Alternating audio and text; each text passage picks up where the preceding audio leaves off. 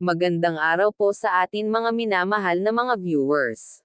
Dating lumang bahay ni Dara na sunog, yan po ang videong pag-uusapan natin ngayon mga kakalingap.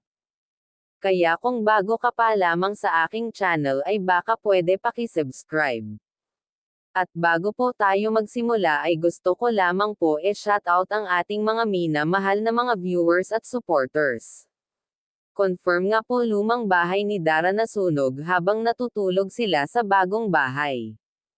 Laking gulat nila nang magising sila na may naaaninag na liwanag sa salamin ng bintana na parang may liwanag kaya dali-dali silang bumangon para tingnan kung ano ang liwanag na yon.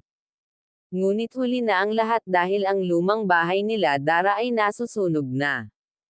Kaya nagulat ang kapitbahay nila Dara kaya dali-dali itong tumakbo patungo kila Dara ngunit hindi na kayapang apulahin ang apoy dahil nga malayo ang mga kapitbahay nila Dara kaya hindi agad ito natulungan.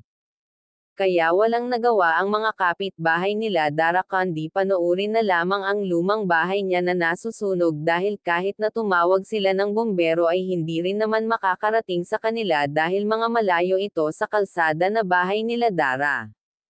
Hindi kaya dahil sa inggit kaya unti-unti ay pinapahirapan si Dara. Dara iyak ng iyak dahil marami siyang magagandang memories sa bahay na iyon.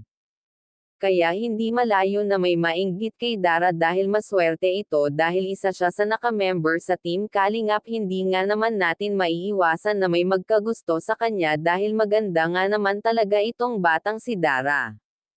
Pero talagang persiguedo itong si Dara na makapagtapos sa pag-aaral kaya pinagbawalan muna ito ni Kuya Rab na magjowa. Ika nga ni Kuya Rab pwede hanga-hanga muna pero bawal jowa. Magtapos muna sa pag-aaral, pag nakapagtapos na saka na magjowa.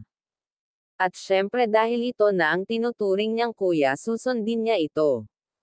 Dahil napamahal na ito sa Team Kalingap at masaya siya na naging party siya ng K-Angels kaya thankful siya sa mga natanggap niyang blessings. Kaya sa mga lalaki dyan na gustong manligaw kay Dara dadaan daw muna kayo sa K-Boys.